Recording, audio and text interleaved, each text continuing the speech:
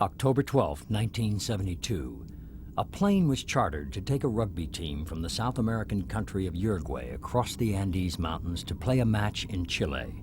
The plane never arrived. It was a story of survival. It was a fantastic physical effort to get out of there and to fight every single day against the cold, the hunger, the fear, everything. So I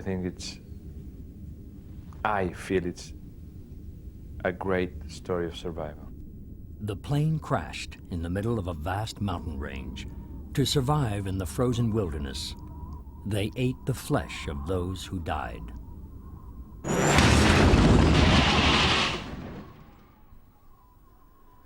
It was 72 days before the world discovered there were 16 still alive.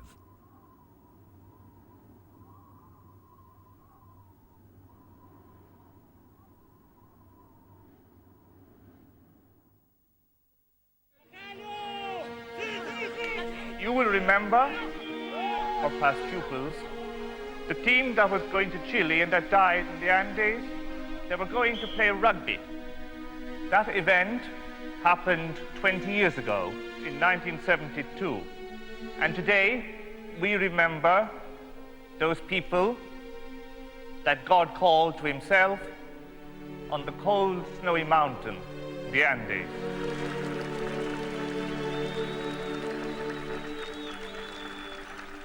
The Stella Maris School, led by Irish Catholic brothers, remembers the deaths 20 years ago of its alumni rugby football team and its supporters. The team were going to play a rematch in the neighboring country of Chile. Of the 45 passengers and crew who boarded the plane, only 16 men were to return.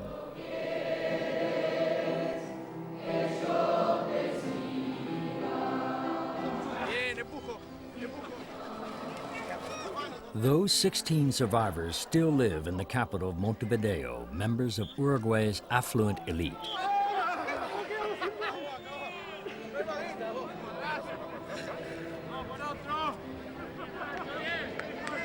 The men have remained close friends, drawn together by their terrible experience in the mountains.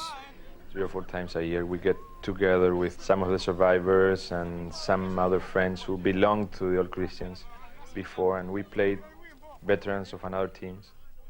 But I think we play in slow motion now because we are a little bit heavier and not as fast as we used to be, and I think we lost a lot of hair in the speed we used to have when we played real rugby. Nando Parado was only 19 when he caught the plane for Chile. He was one of Uruguay's top rugby players, and his mother and sister went with him on the journey. The survivors have remained close since the crash, attending each other's weddings and becoming godparents to each other's children. Their relationships aren't always easy. They know each other too well. But Roberto Canessa and Nando have managed to sustain a special friendship. 2.5 months after the plane crashed, they found their way out of the mountains and so saved the lives of the others. On that fateful trip 20 years ago, the boys were looking forward to playing the Chilean team they had successfully beaten the year before. The previous year we went to Chile, we had a very nice time there. So at the end of the rugby season, we decided to make that trip again. Roberto Canessa was a second-year medical student and a keen rugby player. Some of the boys played rugby and some didn't play rugby. But we all came from Catholic schools, and we had to fill the plane, because if we didn't fill the plane, then we had to pay more. So lots of supporters and cousins and parents came on the trip. Eduardo Strauch was traveling with his 3 cousins. They were all supporters of the team. All the boys were shouting and throwing balls around inside the cabin. I was looking out of the window because I'd noticed that the mountains were very near, and I didn't think that was right. So at the time, I was really aware that the peaks were getting too close. The pilot had radioed that he was over Chile. It was a fatal navigational error. Believing he had already crossed the mountains, he asked permission to begin his descent. I just can remember looking to my left and seeing some black rocks very near the edge of the wing of the plane. A few seconds later, 3, 4, 5 seconds later, I could hear the engines pitching up in revs, trying to get some power of those engines, and the front part of the plane lifting up a little bit, and then the moment of impact. That noise that I will never forget, of the air coming in and then the plane sliding and someone screaming, someone praying, and grabbing myself to the seat, waiting to see how death was, because the only thing I could look forward is to die. And then the abrupt stop of the plane and all the seats going over my head, and when the plane stopped I thought, well, it's incredible I'm alive. Is Canessa okay? Yeah, he's up front. Cut, good, okay, one more. 20 years later, the dramatic story of the 16 who survived is being told in a major new motion picture by the acclaimed director Frank Marshall. The film is based on the best-selling book, Alive, which was published the year after their rescue. It makes it much more, you're like this, you can't even really, so we'll be like this. I don't know who saved me. Looking down, yeah. You don't know, you're just looking down and there's 200 feet of crevasse in front of you. So you won't have to, there'll be no acting in this. No, when you method look acting. down and you see what's down below you, you'll have no problem.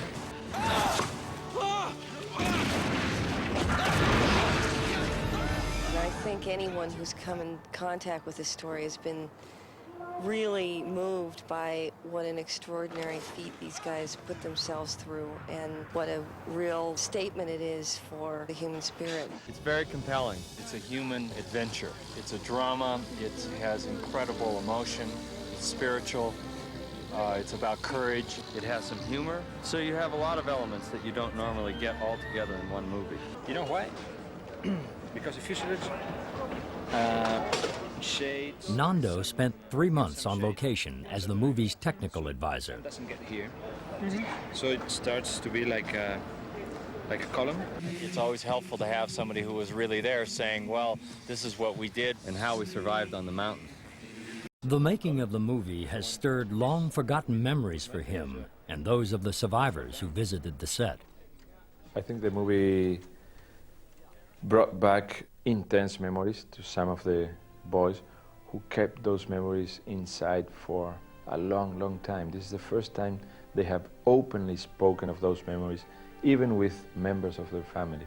So I think that, in a way, this movie was like some tool that opened their minds and their hearts.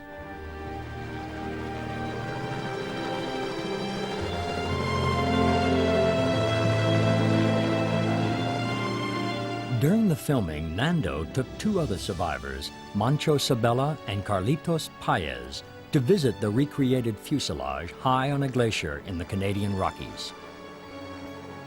35 people survived the initial crash, but more were to die in the weeks that followed. Nando tragically lost both his mother and his sister on the mountain. His mother died instantly in the crash. His sister, Susana, took 8 days to die from her injuries.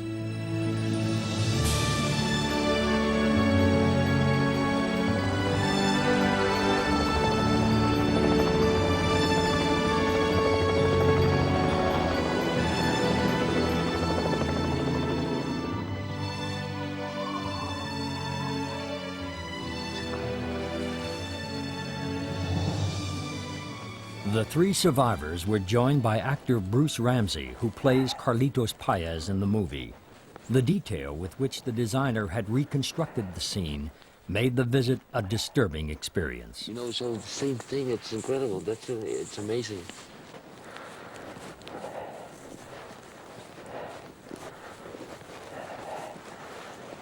The same thing. It's really the same thing. Yeah, it is. It's like living the same life again, the same experience. Yeah, but we know how this one will end.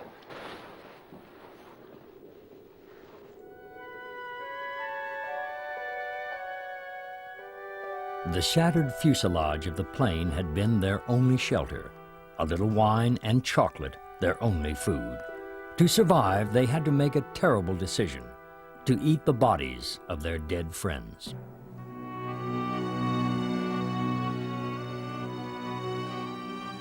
It's a very personal challenge for each one of the 16 guys who came out, I think. And something we can only share with ourselves, no? Because nobody knew how we felt or we can feel now. But you know, people defend themselves. They put some, you know, like sacks of sand, you know, on the problem. And now, this is good to take them away and, you know, to live, because it's good to feel. Carlitos was just 17, the youngest on the plane. He lost several of his closest friends on the mountain. Today I was very sad, you know, when I was coming, when I was waiting for the helicopter. And, but now, okay. You know, it's not a happy experience, but it's an experience, and it's good.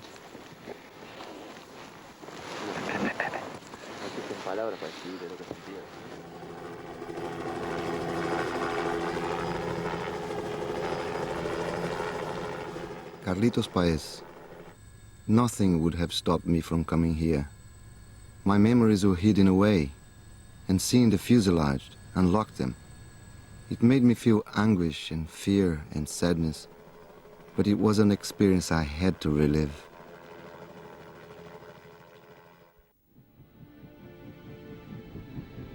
The plane had come down into the most extensive mountain range in the world. Rescue teams from 3 countries searched, but the roof of the plane was white, and the mountains were covered with the heaviest snowfalls in 50 years. After only 8 days, the search was abandoned, but many of the families refused to give up hope. I felt it in my heart. I felt the special strength which never left me day after day, throughout all the 72 days. I never doubted. Rosina's son, Adolfo, was one of the 4 Strauch cousins. One of them died in the crash, but Adolfo was to survive, along with Danielle and Eduardo. It's difficult to explain how it felt. I always had faith, knowing in my heart that the boys would come home. My faith told me they had to come back.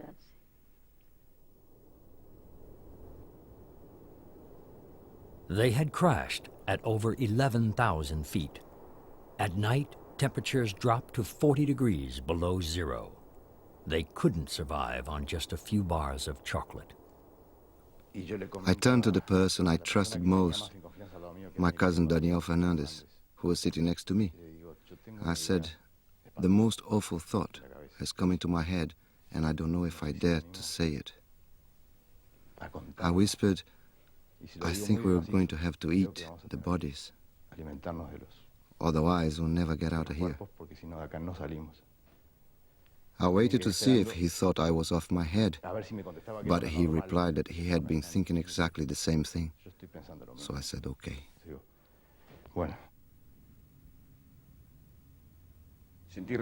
I felt disgusted by the first bite. Obviously, I felt repulsion. It wasn't easy.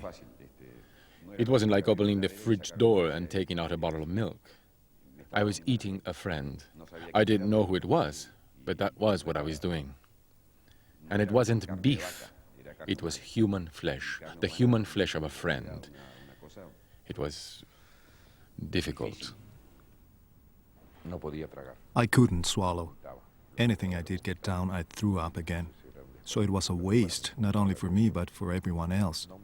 It wasn't a mental thing, but a physical rejection.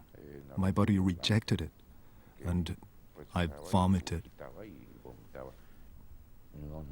I can't explain why. I had to say to myself, "Don't be stupid. Eat or else you'll die." After the accident, you felt you had a duty to survive, because the accident was like a miracle. Despite everything that had happened, you were still alive. So if we decided not to eat, we would have been turning our backs on the miracle. It's all difficult. First thinking about it, then saying we are going to do it. And I just said, well, if this is the way, this is the way. And I thought of my mother and my family and everyone. I say I have to do it for other people. For 20 years, the survivors have had to live with the consequences of their decision. Roberto, as a young medical student, knew that the protein in the corpses would help his friends survive. His knowledge helped persuade the others to break the taboo against eating human flesh. He's now a surgeon specializing in children's heart cases. He has recently announced he will be running for the presidency of Uruguay. Laura and Roberto Canessa are now married with 3 children. In 1972, she was Roberto's girlfriend. When the news broke that the plane had disappeared, she went to their local church to share her grief with other friends and relatives of the missing passengers. I remember the first day that we went to the church in Carrasco, all full of people because we were all friends there. Everyone, every family in the place had or the cousin or the son or the boyfriend or the friend. We all have somebody for whom to cry, so that we didn't have even place where to stand in the church that first day. Laura and Roberto still live near the other survivors in the same quiet suburb of Carrasco where they all grew up. It's a close-knit community which has been forever marked by the tragedy. The families of the dead still live on the same streets as those who survived. They attend the same churches. Their children go to the same schools. To tell you the truth, living in Carrasco is painful because we always have to pay for the past. We have to watch what we say. Everyone is related.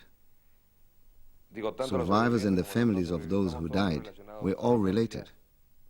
It's a very small community, and we often have to be careful not to remind the mothers of the dead of their loss.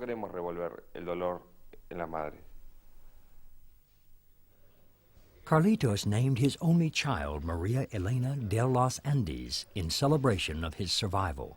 But the last 20 years have often been very painful for him. He recently admitted himself to a drug and alcohol addiction clinic. During therapy, he faced the difficult memories he had been trying to suppress. With regard to eating human flesh, I'm not ashamed of anything I did.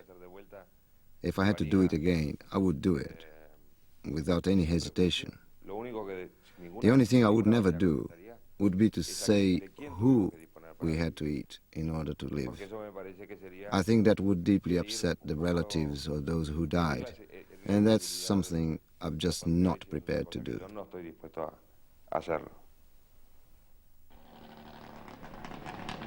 In Carrasco, our own neighborhood, people haven't talked to me about eating human flesh in 20 years. To me personally, nobody has ever asked me in this neighborhood about eating human flesh in 20 years. I have been asked all over the world, except in my own neighborhood. They knew everybody who was involved in the story, and maybe they don't want to know what happened.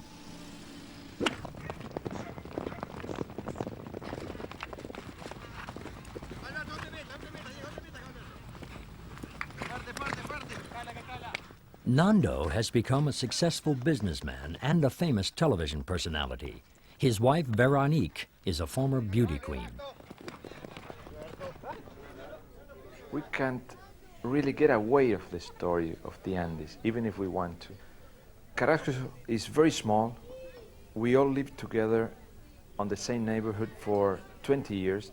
We even live on the same houses. Some of us live on the same houses as 20 years ago. And seeing the parents of our friends who died in the Andes, it's very strange and it's very difficult to understand for people who do not live in Carrasco or Uruguay.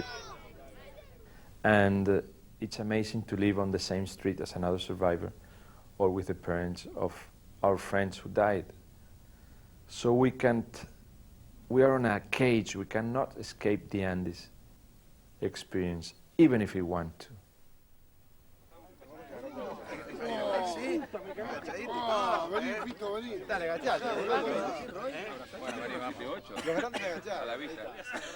It's a brotherhood. When we get together, I have seen those persons cry, smile, be desperate, and I know their inner part and deeply so. When they say something I disagree with, I know that at the back who he is and why he's saying that. The group selected Roberto and Nando to attempt the unimaginable climb out of the crash site, over the Andes, and into Chile. I knew I had to get out of there. I had my own personal reasons in a way. My mother and my sister were in the plane as passengers and they were killed. I had to go back. I knew my father was feeling very bad at home. I was alive. I knew I had to do anything I could, anything that was humanly possible to get out of that place and tell him that I was alive. All the team, all the boys worked together to create all the solutions and all the possibilities to get out. Dressed in light clothing, with their feet protected only by plastic bags and football boots, the boys climbed some of the highest mountains in the Andes. After 10 days, they finally made it. I was looking at the line where the snow ended, and I couldn't believe that this was happening, that there wasn't any more snow. So I put one foot on one side, no snow, and the other side with snow, and I say, I'm saved, you know, I won't die now. I'll have to get my friends out, but this is the line of life and death. A Chilean peasant tending his cattle deep in the Andes saw two strange figures on the far side of the valley. I was walking over to get my cattle when I spotted them. At first I thought they were just tourists, but then I saw them running towards me and falling over. We saw two young men running and falling over. We thought that they were just fooling around. When they saw us, they became desperate, yelling for help, saying their plane had come down in the mountains.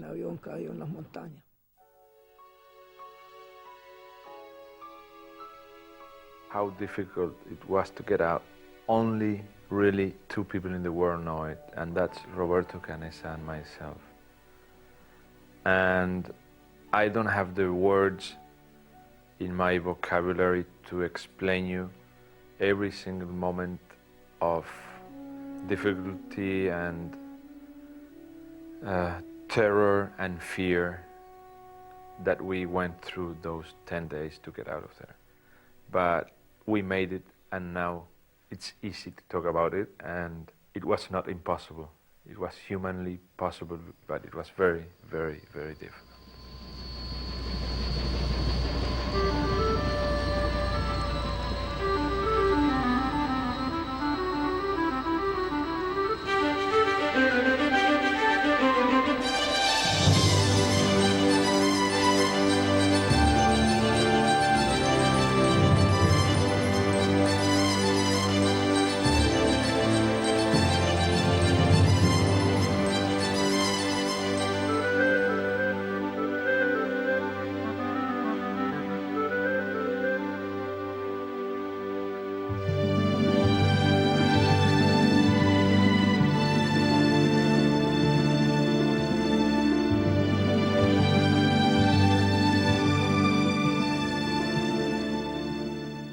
For many, the survivors were the living embodiment of a miracle. They had been missing in the mountains for 72 days and emerged alive. The boys spoke privately to their families and the doctors at the hospital about how they had survived so long. Now that they were back, they felt they had to justify their decision to eat the bodies of the dead.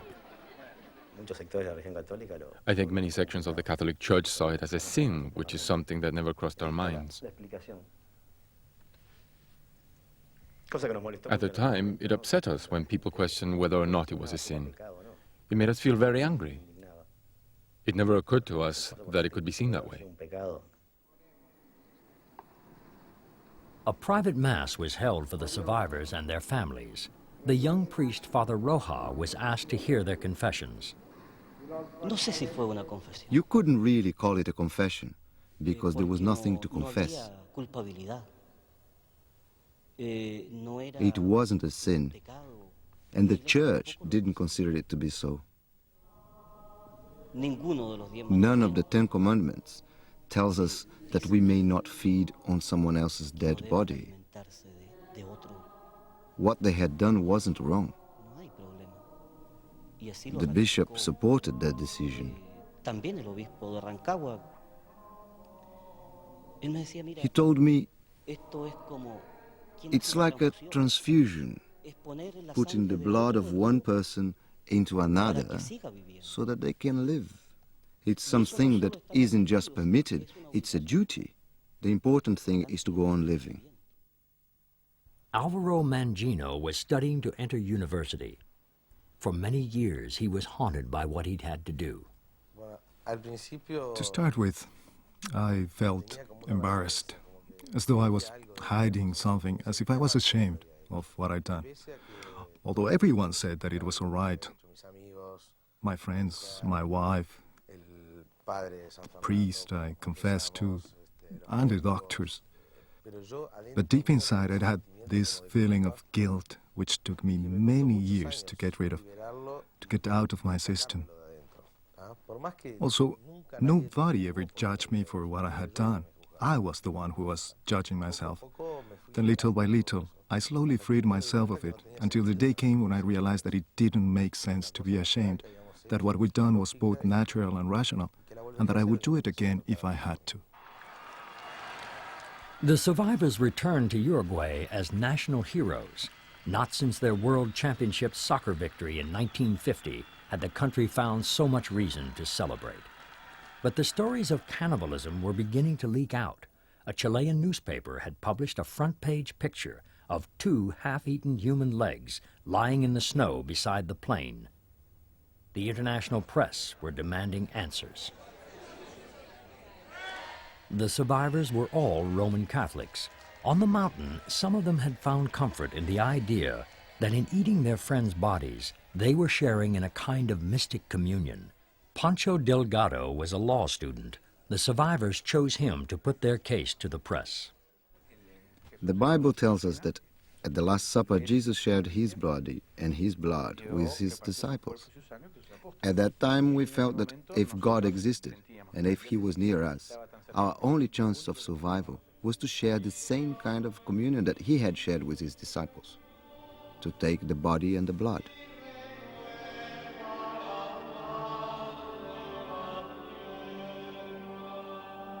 It was the will of God and the will of everyone in the group. We also made a pact that if anyone died, the others could use his body in order to survive.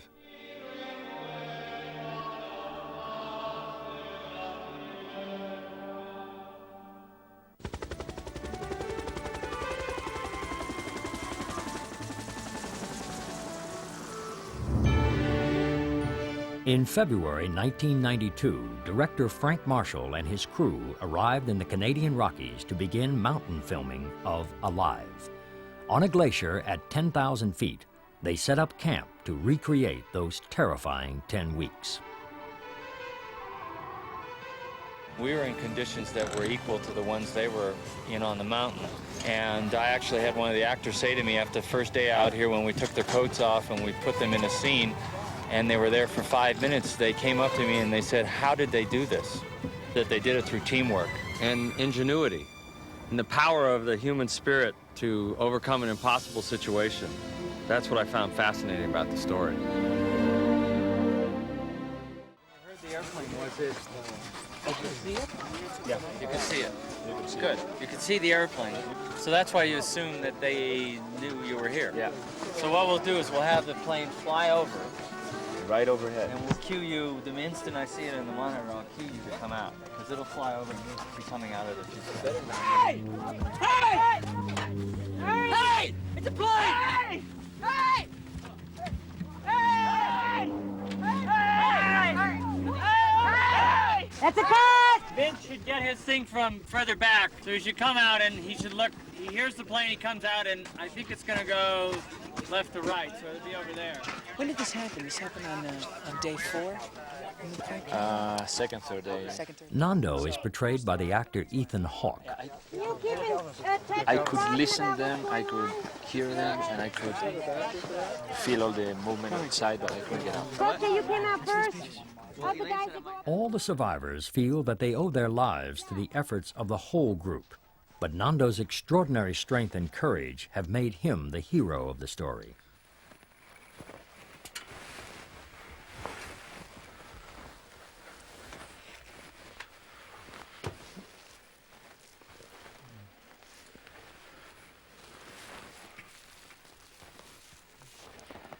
Well, this is what was left of the plane after the crash. This was a Fairchild F-27, a small engine for about 45 passengers, with 2 engines and the wings that go over the fuselage. So when the wings touched the mountain and the belly touched the mountain also, they just tore off and took the half of the plane away. It slid down the other side of the mountain until it went into a stop about 1,000 meters from the top of the mountain. One of the most important things that I remember also, and that they were very hard, was the avalanche that came into the plane about 2.5 weeks after we crashed. We were already settled inside the plane one day, one night. We had already gone into sleep. And we were sleeping in the positions I just described, like this. About 2 hours after we had gone into the plane and some of the guys were already sleeping, a very big avalanche came through the wall, through this plug of suitcases, and it covered the fuselage completely up to this height. So you can imagine our heads were like here and there, and we were completely covered with snow and we couldn't move. When I was under the snow, I learned that death is the beginning of life. I started feeling pleasure, enormous pleasure. Something was calling me and I couldn't stop it. I wanted to go toward it. I felt contented, a sense of fulfillment, well-being, and peace. And just as I felt I was going to reach it, my cousin scraped the snow from my face. I thought I was going towards something wonderful, and I was about to get there. I'm absolutely certain that death is the beginning of life. A much better life. Better to say, is the first step toward eternal life. So death doesn't frighten me at all. I feel sure that people who have died are still alive, and I can feel them near me. It's been great to be able to convey this to others, to lose all fear of death. When I felt my lungs were going to burst and my heart was racing and I couldn't go on any longer, I started to see all my life flashing backwards before my eyes. I even got back to the time when I was a baby crawling at my mother's feet. Then, boom, I became a light. A light that was going towards a much larger light, an orange light, like a neon light in which all kinds of light converged. There was an incredible peace, with no anxiety, as if you were in paradise.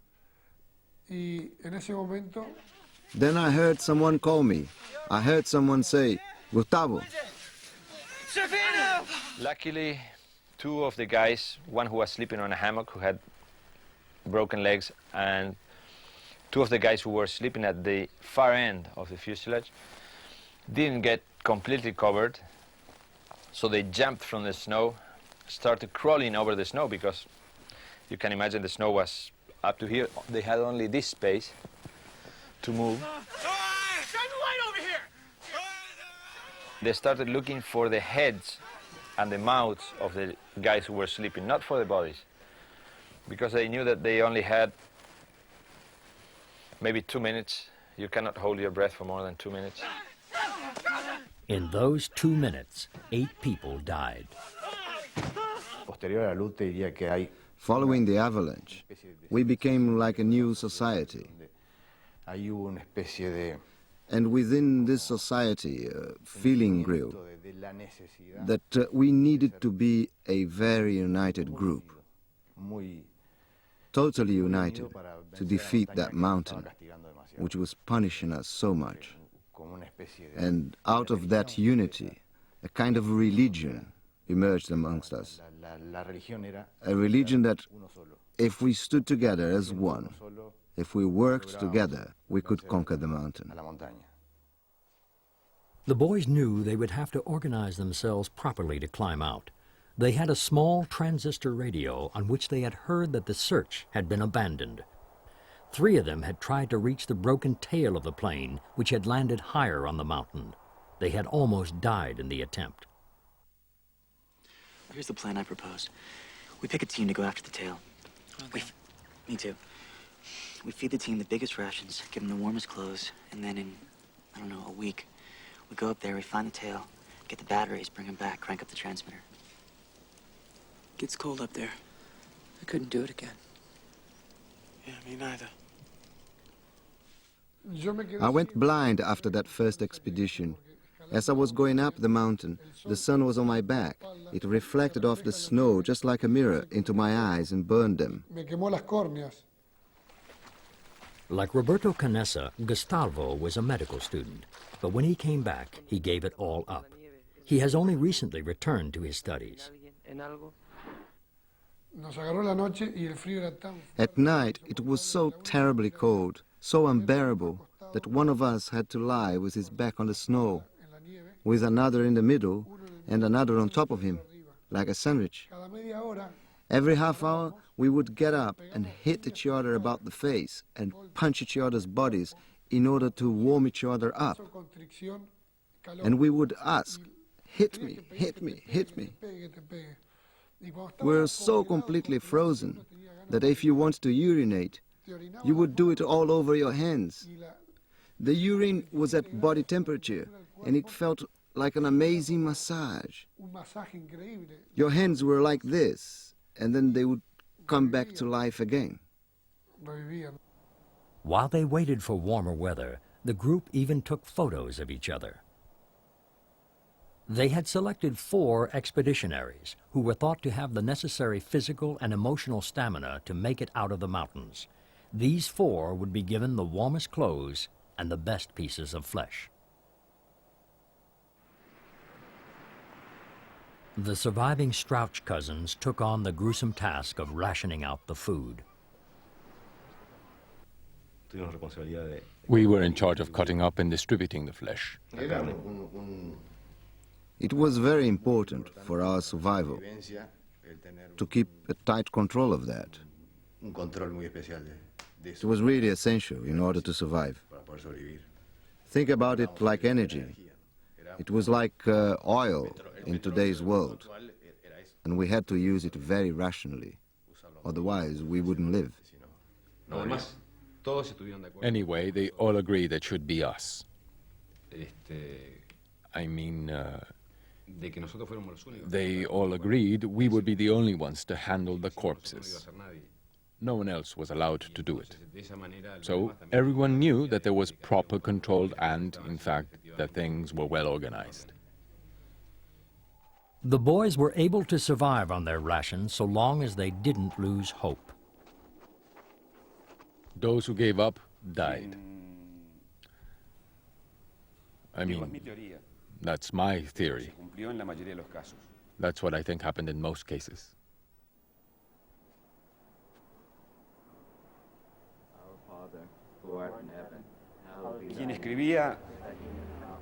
I knew those who wrote letters would never deliver them personally, even though they tried to convince themselves they would.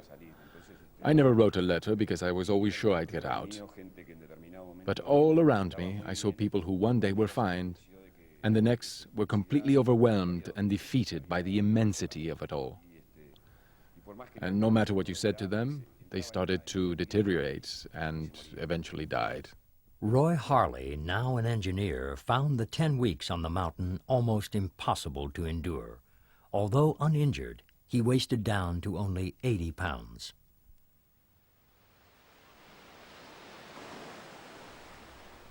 I suffered a lot. I was really badly affected by the experience. I admit I was a very sensitive person. I found it very painful. I felt everything more acutely than the others. That meant that when you got to a certain stage, you started to give up. And then you started to fall apart physically. Pero si bien el frío... Although I found it very hard to deal with the cold and the hunger and death, something that affected me even more was the feeling that time was passing. We saw day after day after day go by, and our friends dying, and no one came to find us. The turning point was when the 3rd month came and we realized that we were still stuck on that mountain. That began to destroy us.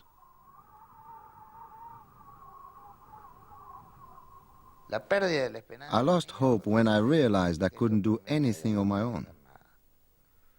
I couldn't even feel my feet. When they pulled me out of the avalanche, my back cracked. As I couldn't move my feet, I couldn't do anything.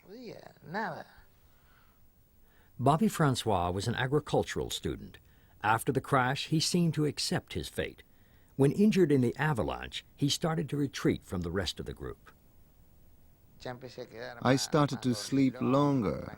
I calmed down so as not to get annoyed with the others. You know how it is. There's always someone who bumps into you and wakes you up. But I put myself at the far end of the plane, where I could sleep, undisturbed. I kept to myself. I didn't bother anyone, and no one bothered me. Today, Bobby owns 2 large ranches in the middle of Uruguay, with nearly 3,000 head of cattle.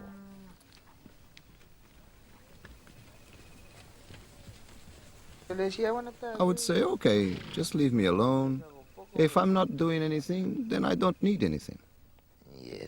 But they helped me anyway. Because in the end, there comes a time when you give up and say, well, they'll either come to rescue us, or I'll die here. To this day, Bobby doesn't like to be reminded of his story and avoids talking about it, even to his own family. When someone comes up to me and asks, are you the Francois from the Andes? Then I say, who? And then to cut them short, I say, no, it's my brother or it's a cousin. I change the subject and that's the end of it.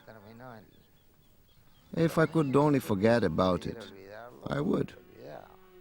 People say that I should probably talk about it more, but I prefer to talk about something else.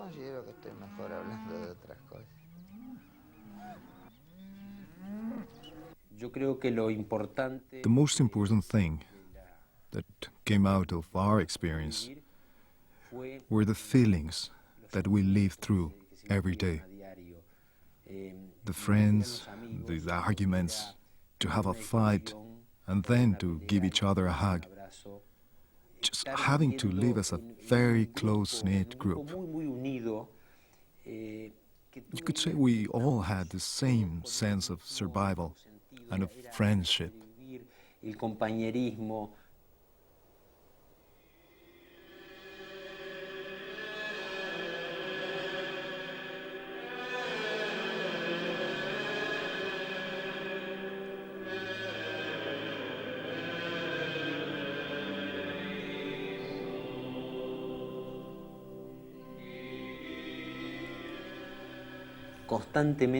We talked all the time about God and prayed to Him. We felt that there must be a reason for our suffering, that He was asking something of us. We talked very intensely. We were very, very united. as though we actually felt him near us.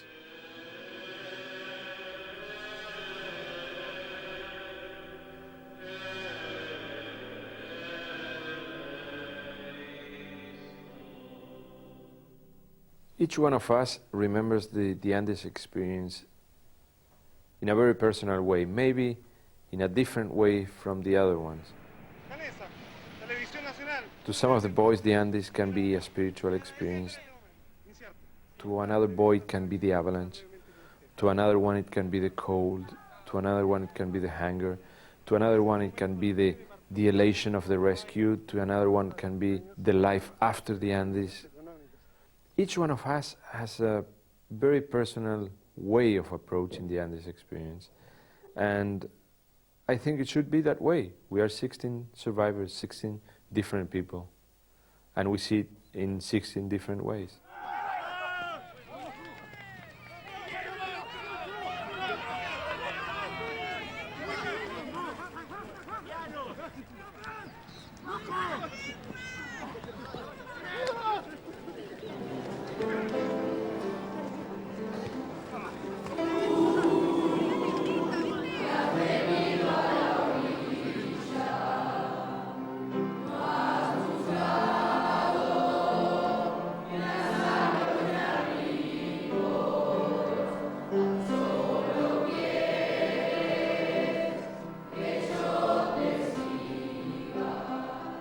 They see me as a hero, they call me a hero, but I deeply inside, and I know it, I'm not a hero. I didn't want to be on that crash. I didn't want to spend 72 of the most terrible days of my life in that place. I didn't want to feel the way I felt. I didn't want to lose my mother. I didn't want to lose my sister. I didn't want to lose my friends. I didn't want to be a hero. I didn't know a book was going to be written. I didn't know a movie was going to be made. I just wanted to get out of there. If that's being a hero, I can be called a hero. I don't want to be called a hero. I just wanted to live.